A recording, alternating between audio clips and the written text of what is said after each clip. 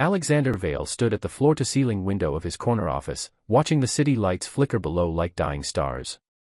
10 years of building Vale Core AI from a garage startup to a billion-dollar empire, and tonight he was supposed to be in Singapore closing the Nakamura deal. Instead, he was here, his flight cancelled due to typhoon warnings, standing in the darkness of his own company at 11 p.m. The elevator chimed. Alexander didn't move. He watched the reflection in the glass as the doors opened and two figures stepped out, laughing.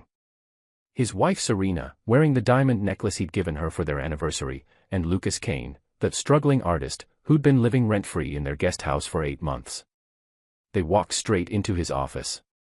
Alexander turned slowly, stepping back into the shadows of the hallway. Through the glass walls, he watched Lucas sit in his chair, the custom-made executive seat that had cost $40,000. Serena perched on the edge of the desk, her hand on Lucas's shoulder. "It suits you," Serena said, her voice carrying through the glass. More than it ever suited him. Lucas leaned back, examining the Patek Philippe watch on his wrist, Alexander's birthday gift from last year. He's always traveling. Singapore, Tokyo, London. When does he actually run this company? Maya Lin runs it, Serena said dismissively. That cold little assistant of his. Alexander just signs things and takes credit. Alexander's phone buzzed. A text from Maya, Nakamura deal signed remotely. $2.8 billion confirmed. Are you all right? He typed back, perfect timing. Stay on standby. Lucas stood, walking around the office like he owned it. You deserve better than this, Serena. A man who's actually present. Who sees you? I know. Serena's voice dropped. Sometimes I think about what life would be like if I'd chosen differently. It's not too late. Alexander stepped into the office doorway. No. It's exactly too late. Serena spun around, her face draining of color. Lucas froze, halfway to the window. Alexander, I thought you were in Singapore. He walked in calmly, hands in his pockets. Typhoon. Funny how weather works. He looked at Lucas, still in his chair. You're comfortable there. Lucas stood quickly. Serena was showing me around. I'm interested in tech, you know, for my art installations. Get out of my chair. The temperature in the room dropped 10 degrees. Lucas moved, but Serena stepped forward. Don't talk to him like that. Lucas is my friend. He's welcome here. In my office. At midnight. In my chair. Alexander's voice remained perfectly level. Wearing the watch I gave you to celebrate our first million in revenue. Lucas touched the watch instinctively. Serena gave this to me. She said you didn't wear it anymore. I wore it yesterday. Alexander pulled out his phone, pressed a button. Security, this is Vale. 2 unauthorized persons in the executive suite. Remove them immediately. Alexander, stop this, Serena hissed. You're being ridiculous. Paranoid. This is why we can't. The elevator opened. 3 security guards stepped out. Escort Mrs. Vale and her guest to the lobby, Alexander said. Revoke Mrs. Vale's building access. Effective immediately. You can't do this. Serena's voice rose to a shriek. This is my company too. I supported you when you had nothing. When you were coding in our apartment at 3 a.m., who was there? Alexander looked at her for a long moment. You were there. Asleep. Complaining about the keyboard noise. Sir.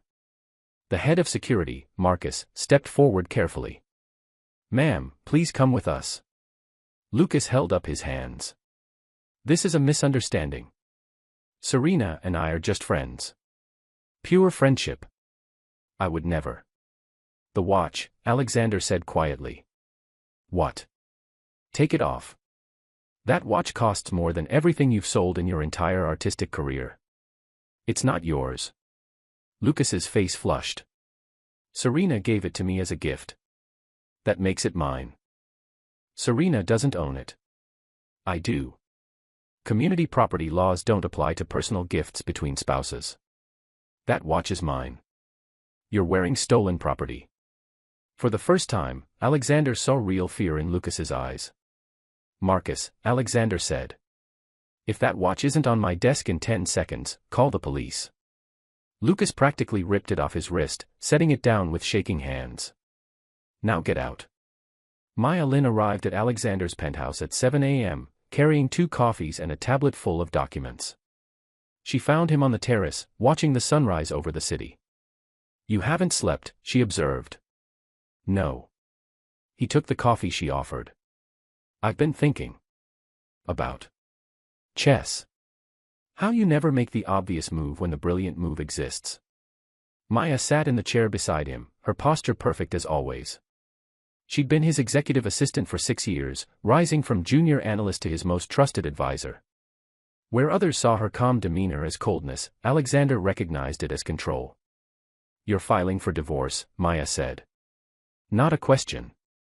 Today. But that's just the opening move. She'll come for the company. She already is. Alexander pulled up an email on his phone, showing Maya. Her lawyer sent this an hour ago. Demanding 50% ownership, citing her essential support during the founding years. Maya read it, her expression unchanging. She funded exactly $0. Contributed 0 code. 0 business strategy. Her support consisted of not leaving you while you built an empire. Her lawyer will argue emotional partnership. That her encouragement was invaluable. Was it? Alexander smiled, the expression not reaching his eyes. She told me to get a real job approximately 200 times in the first 2 years. Called it a hobby. Refused to let me use our savings for incorporation fees. Who funded the incorporation? My grandmother's inheritance. $20,000. Serena wanted to use it for a kitchen renovation. Maya made a note on her tablet. I'll need documentation of all funding sources. And I assume you've protected the company structure. 10 years ago, before we married, I placed 90% of Vailcore shares into an irrevocable trust. Beneficiaries are unnamed, controlled by a board I appointed. Serena never knew.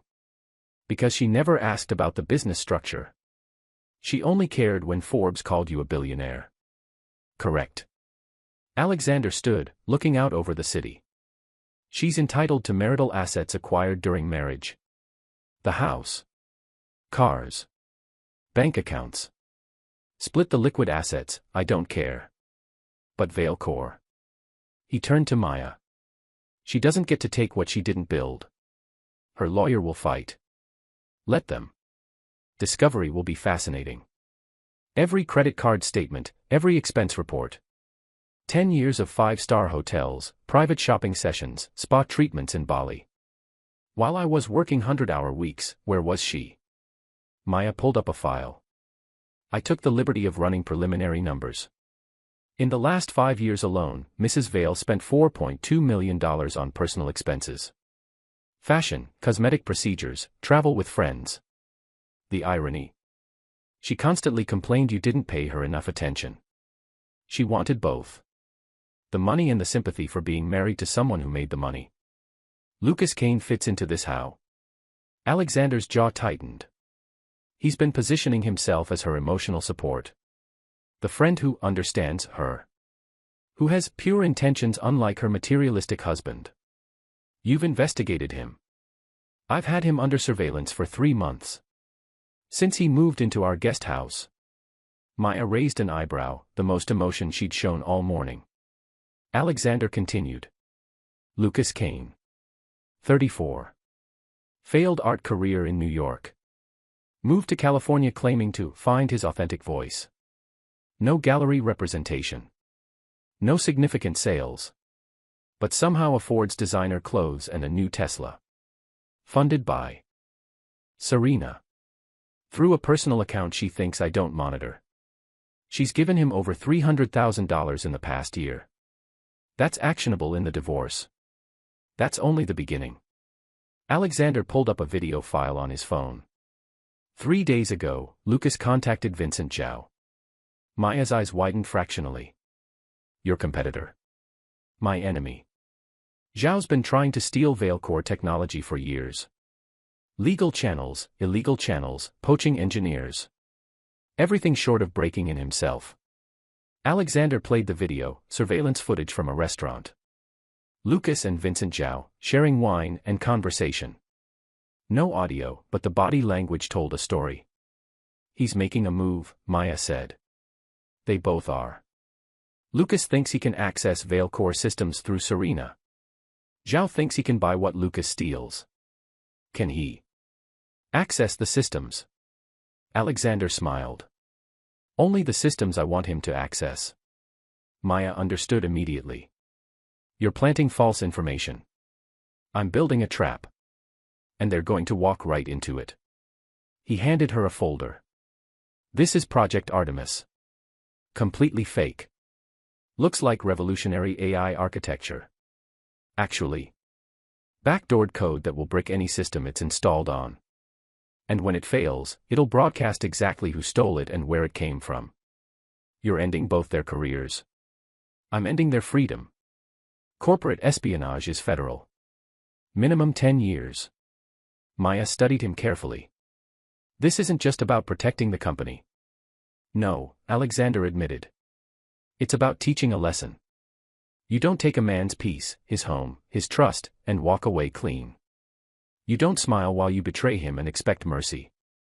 Revenge, then. Justice. There's a difference. Is there? Alexander met her eyes. Revenge is emotional. Shooting from anger. Justice is calculated. Setting up dominoes over months, then watching them fall in perfect sequence. Revenge is what Serena expects, screaming, throwing things, public scenes. Justice is what she won't see coming until it's already destroyed everything. Maya nodded slowly. You'll need to make Serena believe she has access to Project Artemis. Already done. I left the files on my home computer.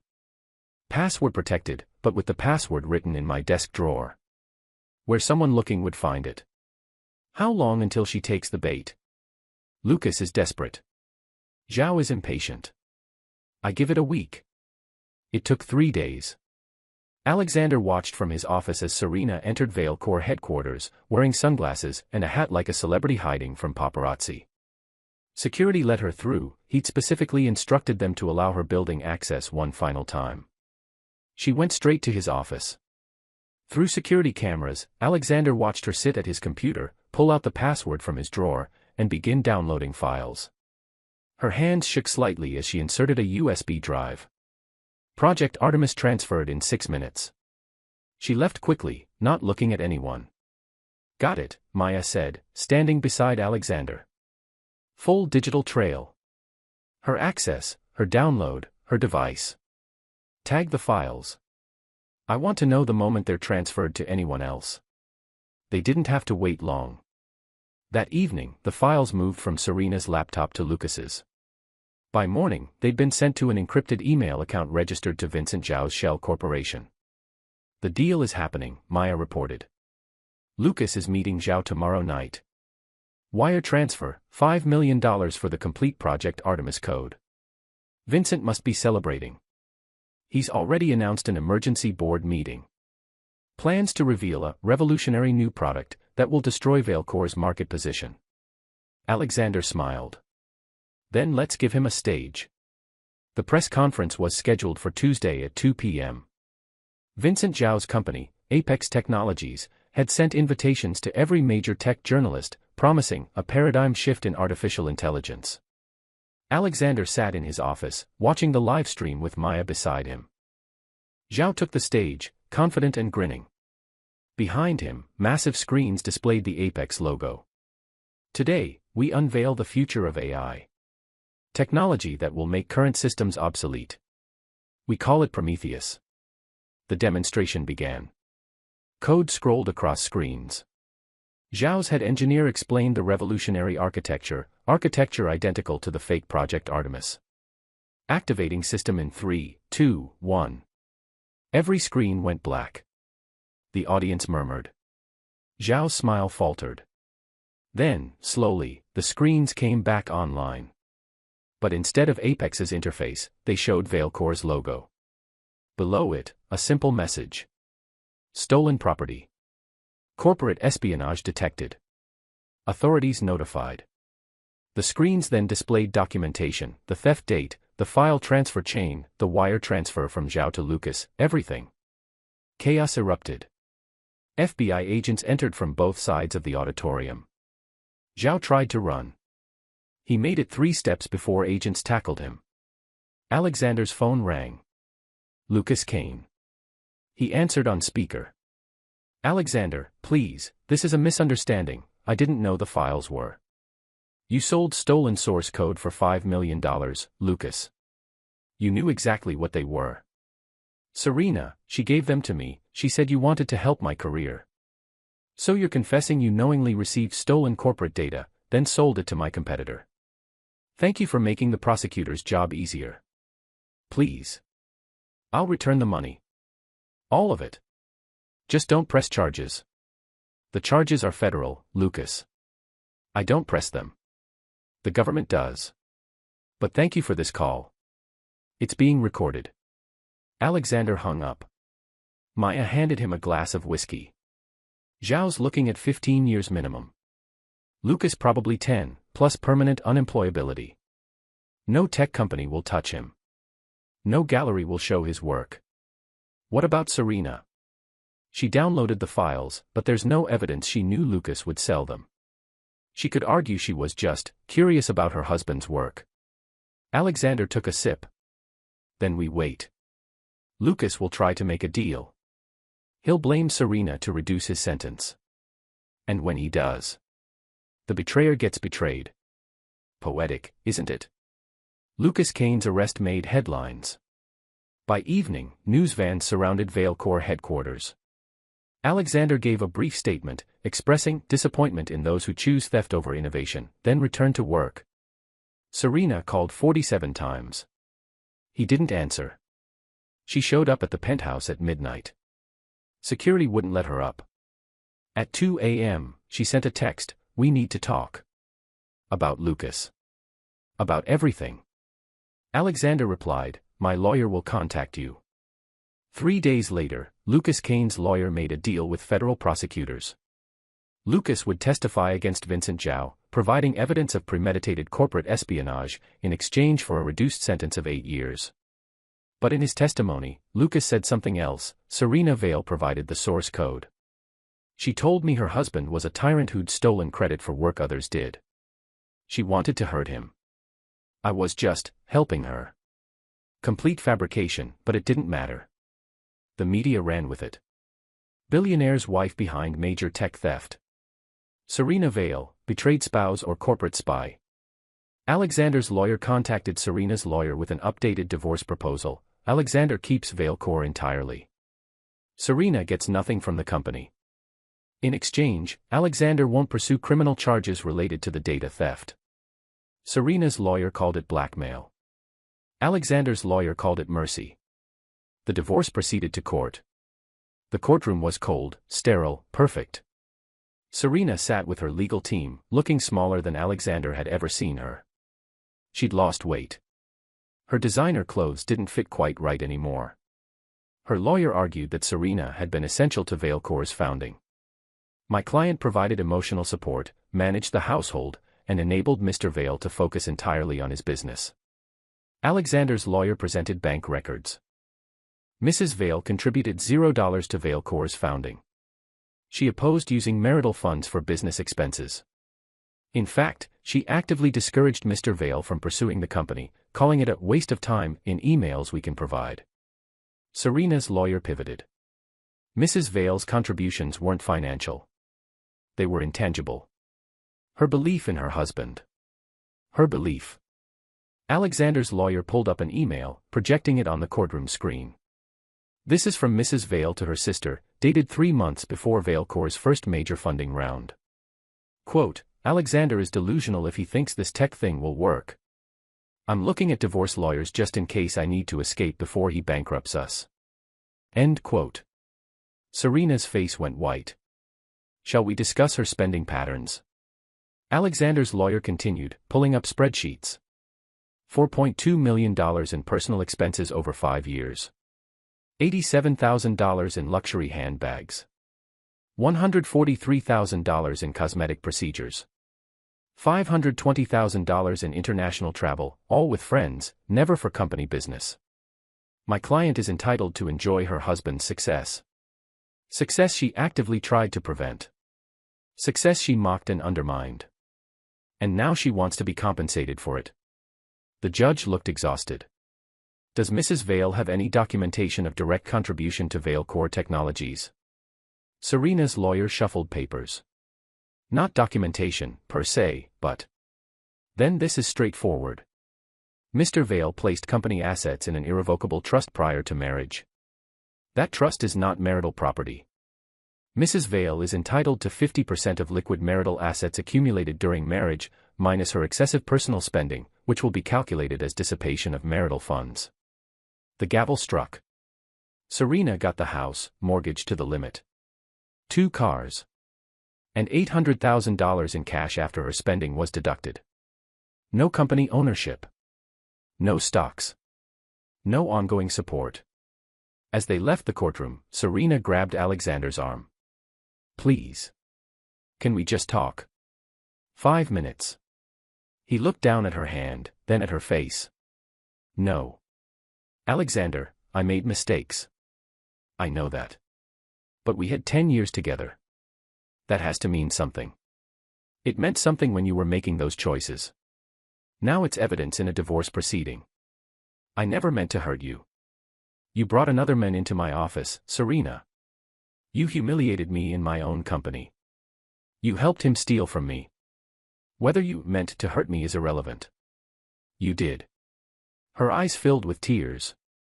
Lucas lied to me. He used me. I was just confused and lonely. You were greedy and entitled. There's a difference. Alexander walked away. Serena's family descended like vultures. Her mother, brother, and 2 sisters, all of whom had been living in homes Alexander purchased, driving cars he leased, taking vacations he funded. They showed up at Vale Core headquarters, demanding to see Alexander. Maya intercepted them in the lobby. Mr. Vale is unavailable. He can't avoid us forever, Serena's mother, Patricia, snapped. She was wearing a Chanel suit Alexander had bought her for Christmas. He's destroying our family. Serena needs support right now, and he's abandoned her. Mrs. Barrett, Mr. Vale has no legal obligation to support you or your family. He never did. We're family. And this company wouldn't exist without. Without what? Your daughter's contribution. We have financial records proving she contributed nothing. Or perhaps you mean your own contribution. I have records of your calls to Mr. Vale, demanding money for various expenses. $47,000 for your kitchen renovation. $30,000 for your son's gambling debts. $80,000 for your daughter Jennifer's wedding. Shall I continue? Patricia's face flushed. Those were gifts. Alexander offered. Alexander was manipulated through his wife. That ends now. Maya handed her an envelope. This is notification that all financial support is terminated. The house you're living in. Owned by Mr. Vale. You have 30 days to vacate. The cars? Leased in his name. Return them by Friday. Any credit cards tied to his accounts are already cancelled. He can't do this. He already has. Good day, Mrs. Barrett. Security escorted them out. Serena's brother, Marcus Jr., tried to force his way back in. Security physically removed him. He threatened to go to the media. The media didn't care. The story had moved on. 3 months passed. Lucas Kane began his 8-year sentence at a federal prison in Nevada. Vincent Zhao got 15 years and a $50 million fine. Apex Technologies filed for bankruptcy. Vale Core launched Project Athena, the real AI advancement Alexander had been developing. It revolutionized natural language processing, securing partnerships with every major tech company globally. The stock price tripled. Forbes named Alexander Businessman of the Year. The article mentioned his resilience through personal betrayal, but focused mainly on his innovation and business acumen. Serena was a footnote, nameless, irrelevant. Maya stood beside Alexander at the awards ceremony, not as his assistant but as his COO. He'd promoted her 2 months earlier. She'd earned it through years of brilliance and loyalty. "How does it feel?" she asked quietly as photographers swarmed. "Like winning a chess game I started 10 years ago." "And Serena?" "I heard she moved into an apartment in Riverside. Working reception at a dental office." "You're monitoring her?" "I like to finish what I start." Maya smiled slightly. "That's not healthy, you know. Watching your enemy's downfall." "She's not my enemy. Enemies require respect. She's just someone who made catastrophically bad choices." "Will you ever stop watching?" Alexander considered. "When she's completely forgotten. When her name means nothing. When she's living a life so small and unremarkable that she disappears entirely. Then I'll stop." How ruthless. How necessary. 6 months later, Serena appeared outside Vale Corps headquarters. She looked different, worn down, tired, older. She waited by the employee entrance, clearly hoping to intercept Alexander. Maya saw her first. "Security wants to remove her." "What should I tell them?" Alexander looked out the window. Serena was holding a letter, her hands shaking. Let her wait. She waited for 3 hours. Finally, Alexander came down. Serena stood immediately, holding out the letter. "Please. Just read this. I wrote everything I wanted to say."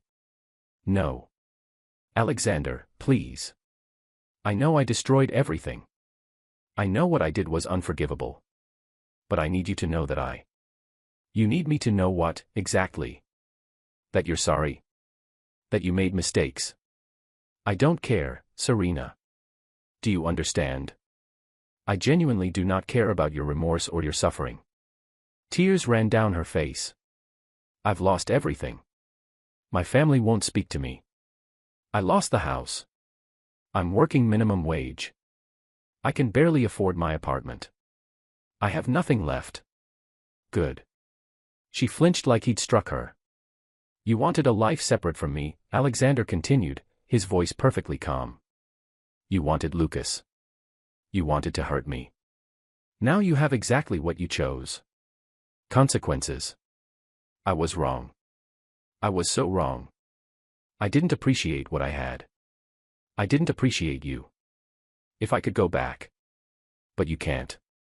That's what makes choices matter, Serena. Their permanence. Please."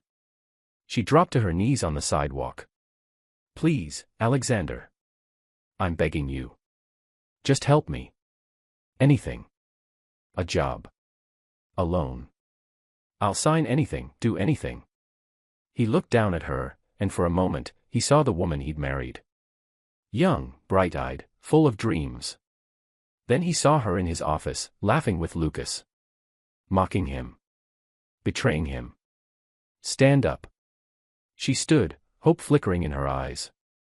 "You mistook generosity for weakness," Alexander said quietly. "You thought my kindness meant I was soft. That my patience meant I was foolish. That my love meant I was yours to use. You forgot something important." "What?" "I built an empire from nothing. I outthought, outworked, and outplayed everyone who ever doubted me. Did you really think you were the exception? That you could betray me and walk away clean?" Serena's hope died. She saw it then, the totality of what she'd lost. Not just money or status, but the protection of someone who genuinely cared for her. "You chose this," Alexander said. "Every step. Now live with it." He walked past her, back into his building. She stood there for a long time, holding her unread letter. Security eventually asked her to leave. She did. 1 year later, Alexander Vale and Maya Lin married in a private ceremony in Kyoto. No media. No spectacle. Just two people who'd built something real through years of mutual respect and partnership.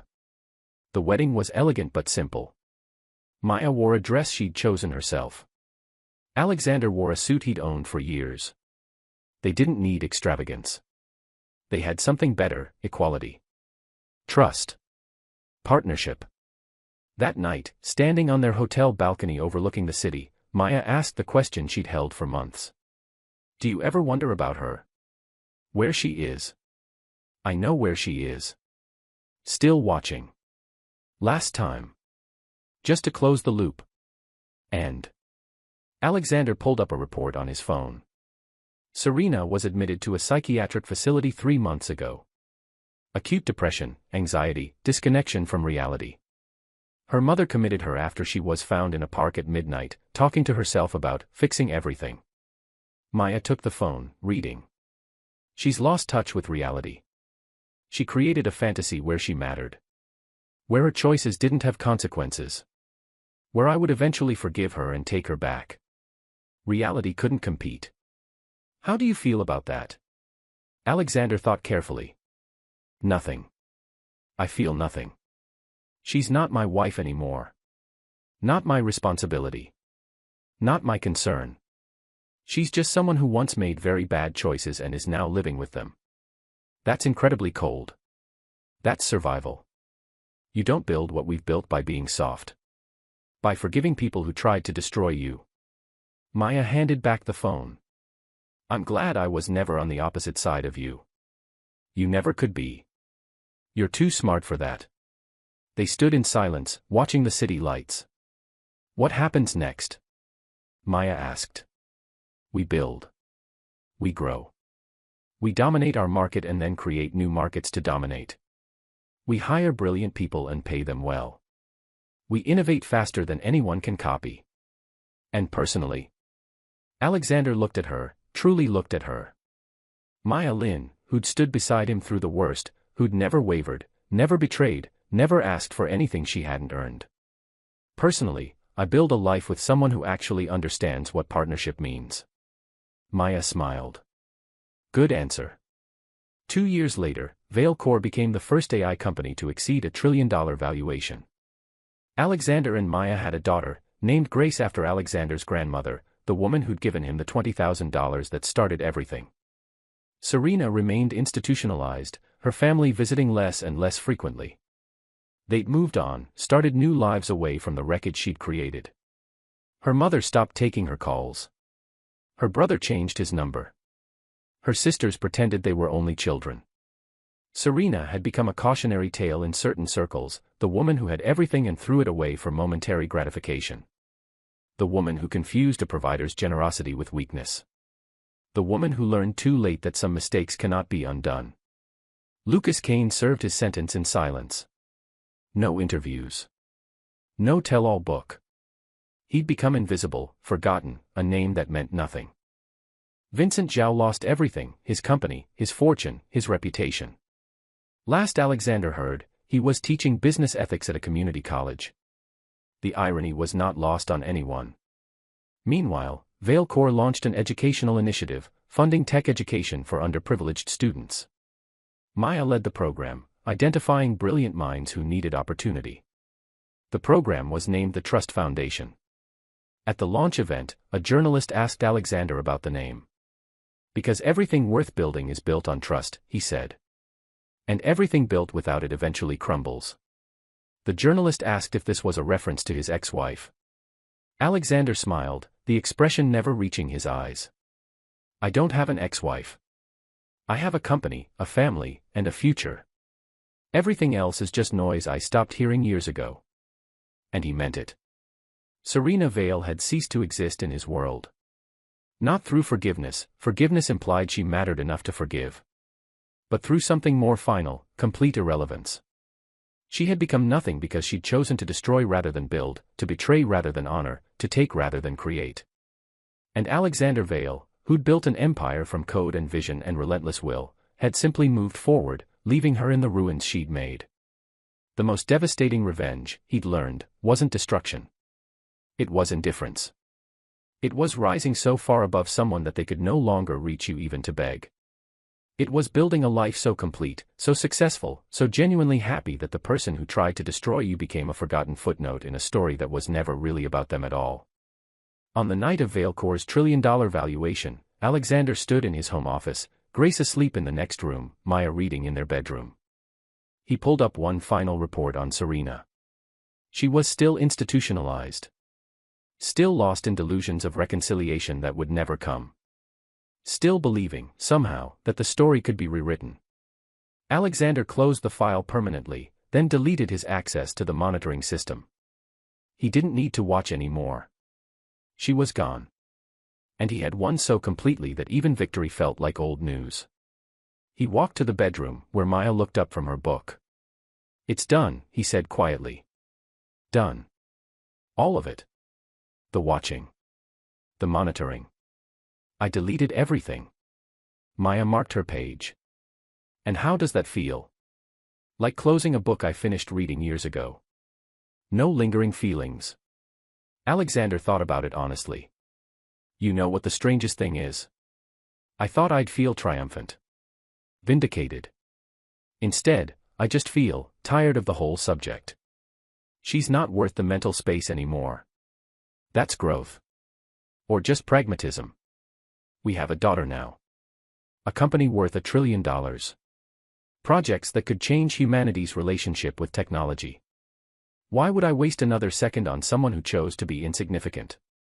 Maya set down her book entirely. "Because you're human. And humans struggle to let go of betrayal. Then maybe I'm built differently." Alexander sat beside her. "Or maybe I just finally understood something important. Which is that the opposite of love isn't hate. It's indifference. And the opposite of revenge isn't forgiveness. It's building something so magnificent that the person who wronged you becomes meaningless by comparison." Philosophy from a tech billionaire. Philosophy from someone who learned the hard way that the best victory isn't destroying your enemy. It's making them irrelevant. Maya smiled. "So what happens now?" "Now. We sleep. Tomorrow, we change the world. Next week, we launch the quantum computing division. Next month, we expand into biotech. Next year, we revolutionize education globally." "And Serena?" "Who?" Maya laughed, a real laugh, full and genuine. And in that moment, Alexander realized he meant it. He genuinely couldn't remember the last time he'd thought about his ex-wife without being prompted. She'd become less than a memory. Less than a ghost. She'd become nothing. And nothing, he'd learned, was exactly what she deserved. 3 years later, a journalist writing a profile on Alexander's philanthropic work asked about his divorce. "I understand you went through a difficult separation several years ago. How did that shape your approach to business and life?" Alexander paused, genuinely having to think back to remember the details. "It taught me that you can't build anything lasting with people who don't share your values. Trust, loyalty, integrity, these aren't optional in relationships or business. They're foundational." "Do you ever see your ex-wife?" "No." "Do you know what happened to her?" "No. And respectfully, I don't think about it. That chapter closed completely years ago." "Any advice for others going through betrayal?" Alexander considered carefully. "Don't seek revenge. Don't seek forgiveness. Seek excellence. Build something so extraordinary that the person who betrayed you becomes a forgotten detail in your origin story. Success isn't about making them suffer. It's about rising so high they can't reach you even if they tried." That seems cold. That seems practical. Time and energy are finite resources. Spend them on creation, not destruction. On building, not dwelling. On the people who stayed, not the ones who left. And you found happiness. Alexander glanced at the photo on his desk, Maya and Grace at the beach, laughing, covered in sand. "I've found something better than happiness. I've found purpose. Partnership. A life built on mutual respect and shared vision. Everything else is just background noise from a story that's no longer mine to tell." The interview ended. The article ran with the headline, "Alexander Vale, Building Tomorrow, Leaving Yesterday Behind." Serena never read it. She remained institutionalized, lost in a mind that had fractured under the weight of consequences she'd never imagined possible. Her delusions had calcified. She believed she was still married. Still wealthy. Still important. The doctors tried various treatments. Nothing worked. She'd broken something fundamental in herself, the ability to face reality when reality meant admitting she'd destroyed everything that mattered. Her family stopped visiting entirely. She died alone at 52, a brain aneurysm, quick and painless. The obituary was 3 lines. No mention of Alexander. No mention of Vale Core. No mention of anything that mattered. Serena Marie Barrett, 52, passed away Tuesday. Preceded in death by her father, Robert Barrett. Survived by her mother and siblings. Private burial. Alexander learned about it 3 weeks later, from an automated news alert he'd forgotten existed. He read the obituary once. Then he deleted the alert system entirely. Maya found him in his office that evening. "I heard. Are you all right?" "I'm fine." "You don't have to be. She was part of your life for a decade. She was part of who I used to be. That person doesn't exist anymore." "Alexander." He turned to her. "I'm not being cold, Maya. I'm being honest. I grieved that relationship years ago. I grieved the person I thought she was, the marriage I thought we had, the future I thought we'd build. But I finished grieving long before she died. Her death changes nothing. It closes the story completely. The story closed years ago. This is just the universe filing paperwork." Maya studied him, looking for cracks in his composure. She found none. "You really feel nothing," she said, not quite a question. "I feel relieved that she's not suffering anymore. I feel grateful that I built a life so far removed from the chapter that it barely registers. I feel aware that life is short and should be spent on things that matter. Beyond that." He shrugged. "Nothing. That's the coldest thing you've ever said." "That's the most honest thing I've ever said." Maya sat on the edge of his desk. "What would you tell the version of you from 15 years ago? The one just starting Vale Core, newly married, thinking he had everything figured out." Alexander thought carefully. "I'd tell him to trust his instincts. That when someone shows you who they are, believe them. That generosity should go to those who value it, not those who exploit it. That building something extraordinary requires protecting it fiercely from people who would tear it down." Would he listen? Probably not. Some lessons only land through pain. Any regrets? Not about how it ended. Only about how long it took me to see what was obvious. But even that delay taught me vigilance. Made me better at reading people. Made me value genuine partnership. He gestured to their company, their life, everything they'd built. Would I have appreciated all this if it came easy? Probably not. So no regrets at all. 1. Alexander pulled up a photo on his phone, him and Maya at their wedding. "I regret not realizing sooner that the person I was searching for was already beside me. That cost me years." Maya smiled. "But we got here eventually." "We did. And that's what matters." That night, Alexander Vale slept peacefully, dreamlessly, unburdened by the past. Serena Vale was buried in an unmarked grave in a cemetery she'd never visited while alive. No one came to the funeral except her mother, who cried alone, mourning not the daughter who died but the daughter she'd raised to be entitled, to take without giving, to believe beauty and charm were substitutes for character. Patricia Barrett had enabled every bad choice Serena made. Had taught her that manipulation was strategy, that men existed to provide, that consequences were for other people. Now she sat alone at her daughter's grave, finally understanding the lesson she'd failed to teach: actions have outcomes, choices have costs, and some mistakes cannot be undone no matter how much you wish they could. She never contacted Alexander. He never thought of her again. 10 years after the divorce, Vale Core had become the most valuable company in human history. Alexander Vale was 46, Maya was 42, and Grace was 8 years old, brilliant, kind, and curious about everything. They'd had a second child, a son named James, who was 3 and obsessed with building blocks. The family lived in a compound they'd designed together, sustainable, beautiful, filled with light and laughter. Alexander no longer worked 100-hour weeks. He'd learned balance. He spent mornings with his children, afternoons leading company strategy sessions, evenings with Maya planning their next philanthropic initiative.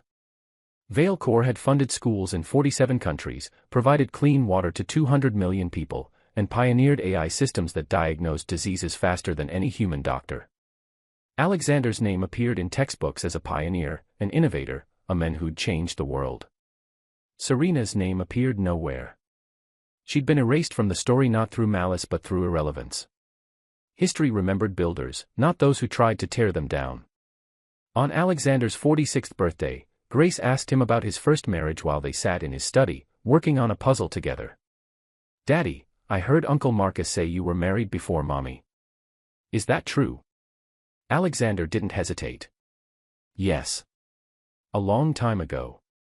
"What happened?" "We weren't right for each other.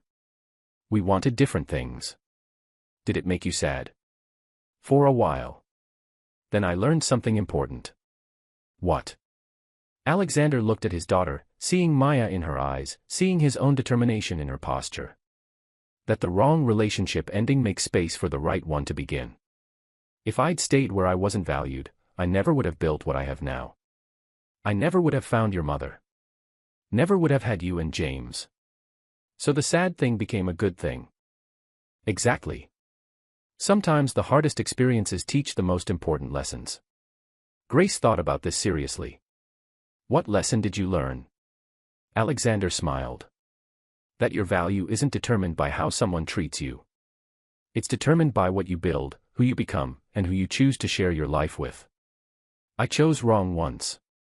Then I chose perfectly. Mommy. Mommy. Every time." Grace hugged him fiercely. "I'm glad you chose perfectly." "Me too, sweetheart. Me too." Later that evening, after the children were asleep, Maya found Alexander on their terrace, looking at the stars. "Grace asked about Serena today," he said. "What did you tell her?" "The truth. That it was a long time ago. That it taught me what I needed to learn. That it led me to you. You've really let it go completely, haven't you? There's nothing left to let go of. That person, that situation, that pain, it's all been transformed into something useful. Wisdom. Caution. Appreciation for what actually matters." Maya leaned against him. "You know what the strangest thing is?" "What?" "I'm grateful to her. Not for what she did, but for what she revealed. If she'd been a better person, you might have stayed. And we wouldn't have this." Alexander kissed the top of her head. "The universe is weird like that. It puts obstacles in our path to redirect us to where we actually belong." Philosophy again. Experience. I've lived long enough to see patterns. People who betray you do you a favor, they remove themselves. People who hurt you teach you resilience.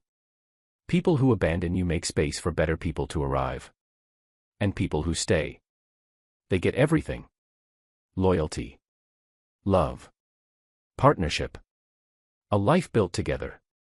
Sounds like a good deal. The best deal I ever made. They stood together in comfortable silence, two people who'd found each other in the aftermath of betrayal and built something that would outlast them both. Behind them, Vale Corps' headquarters gleamed against the night sky, a monument to vision, persistence, and the power of choosing wisely. Ahead of them, possibilities stretched infinite and bright. And somewhere, in a forgotten cemetery, a name on a headstone meant nothing to anyone. Serena Vale had wanted to be important. Instead, she became a lesson. And Alexander Vale, who'd once loved her and then systematically erased her from his life, became something better than vindictive or forgiving. He became indifferent. And in that indifference found perfect peace.